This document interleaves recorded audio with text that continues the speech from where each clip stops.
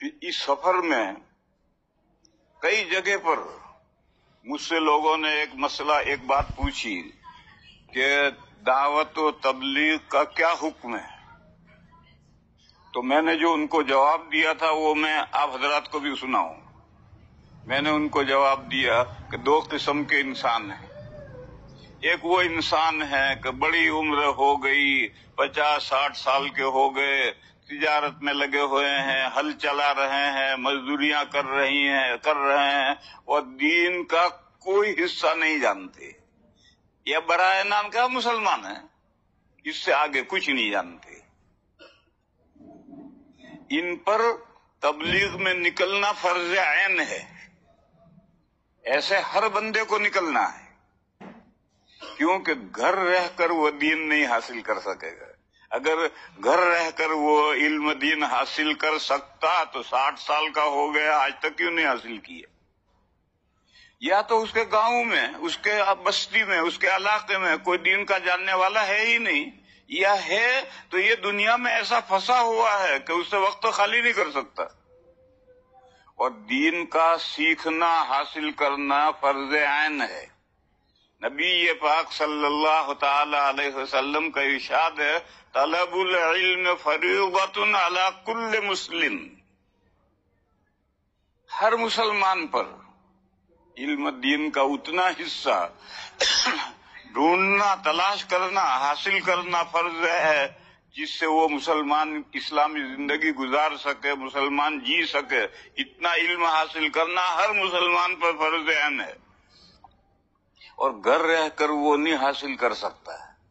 بس اگر اس کو 3 دن کے لیے، 10 دن کے لیے، 40 دن کے لیے، 4 مہینے کے لیے اگر اس کو دنیا کے جھمیلوں سے، گھر کے دھندوں سے اس کو نکال کر کے، سمجھا کر کے اس کو لے کر ہم جماعت میں نکل چلے ہیں، اور جگہ جگہ اس کو مسجدوں کے ماحول میں ٹھہرائیں، ہوٹلوں میں نہیں، تو مسجدوں کے ماحول میں جب ٹھہرے گا اور 5 وقت وہ نمازیں دیکھے گا اور 40 دن تک اس کو دین کی بنیادی باتیں سکھلائیں گے تو نماز سیکھے گا، دوسری باتیں سیکھے گا، تو گھر واپس آئے گا تو دینی مزاج لے کر آئے گا اور دین کی ضروری باتیں سیکھ کر آئے گا۔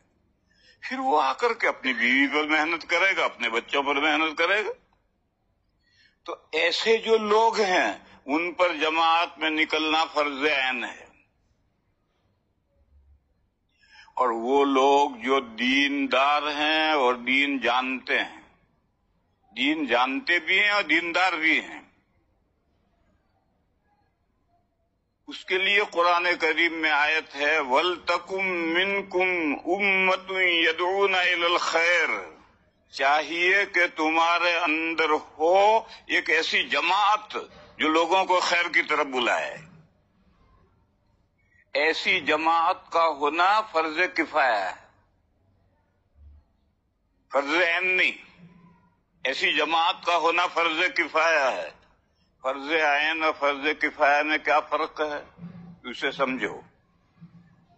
فرض عین ہر شخص پر فرض ہے، جیسے 5 وقت کی نماز فرض عین ہے، ہر بالغ عاقل پر، بچہ نہیں، پاگل نہیں، ہر عاقل بالغ پر 5 نمازیں فرض ہیں، یہ فرض عین ہے، ہر پر فرض ہے۔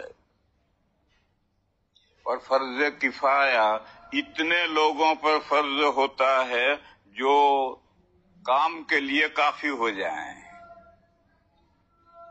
لیکن شروع میں فرض کفایہ بھی فرض عین ہوتا ہے۔ پھر جب اتنے آدمی اٹھ کھڑے ہوں جو کام کے لیے ضروری ہیں تو پھر وہ فرض عین ان پر سمٹ آئے گا، اب وہ فرض کفایہ ہو جائے گا۔ یعنی فرض بقدر کفایت ہے، اتنے آدمیوں پر فرض جو کام کے لیے ضروری ہیں۔ مثال لو، ایک جنازہ ہو گیا، اس کا نہلانا، کفنانا، دفنانا یہ فرض ہے۔ جو زندہ ہیں ان کے ذمہ فرض ہے کہ جو مر گیا ہے اس کو نہلائیں، کفنائیں، دفنائیں۔ اور یہ فریضہ گاؤں کے تمام افراد پر پھیلا ہوا ہے.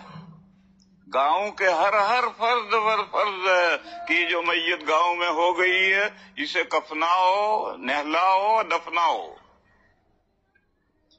پھر 10 آدمی اٹھے اور انہوں نے یہ کام کر دیا، نہلا بھی دیا، کفنا بھی دیا، دفن بھی کرا ہے.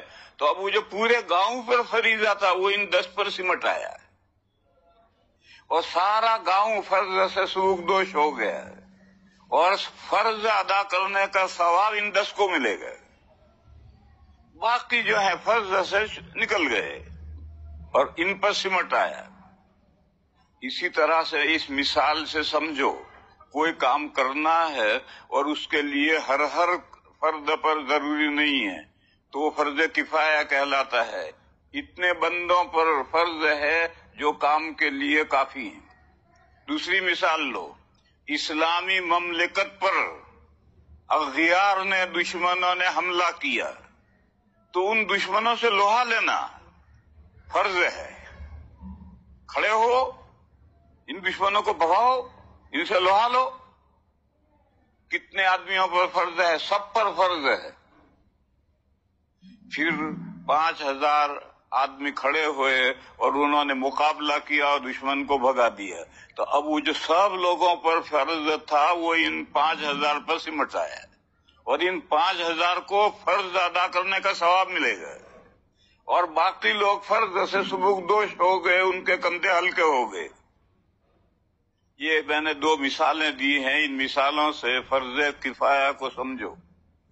تو قرآن کریم میں یہ ارشاد فرمایا وَلْتَكُمْ مِنْكُمْ أُمَّةٌ يَدْعُونَ إِلَى الْخَيْرِ، چاہیے کہ تم میں سے ایک گروہ ہو جو لوگوں کو بھلائی کی طرف، خیر کی باتوں کی طرف بلائے. ایسا ایک گروہ ہونا ضروری.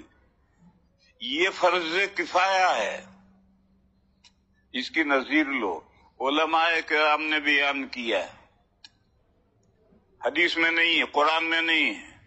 علماء کرام نے بیان کیا ہے اور علماء جو بیان کرتے ہیں وہ قرآن و حدیث کا سمجھا ہوا ہوتا ہے، قرآن و حدیث کا نچوڑ اور خلاصہ ہوتا ہے.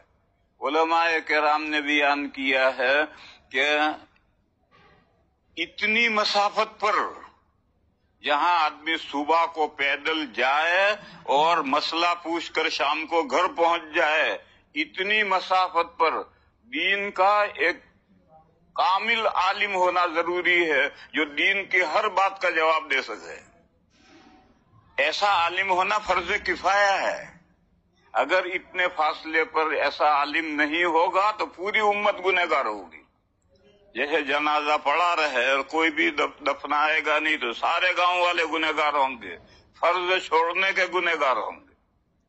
اور اتنے فاصلے پر دین کا ایک زبردست عالم ہے جو دین کی ہر بات کا جواب دے سکے اور دین پر اگر اغیار حملہ کریں تو ان کی آنکھوں سے آنکھیں ملا کر کے ان کو دفع کر سکے. ایسا عالم ہونا ضروری ہے.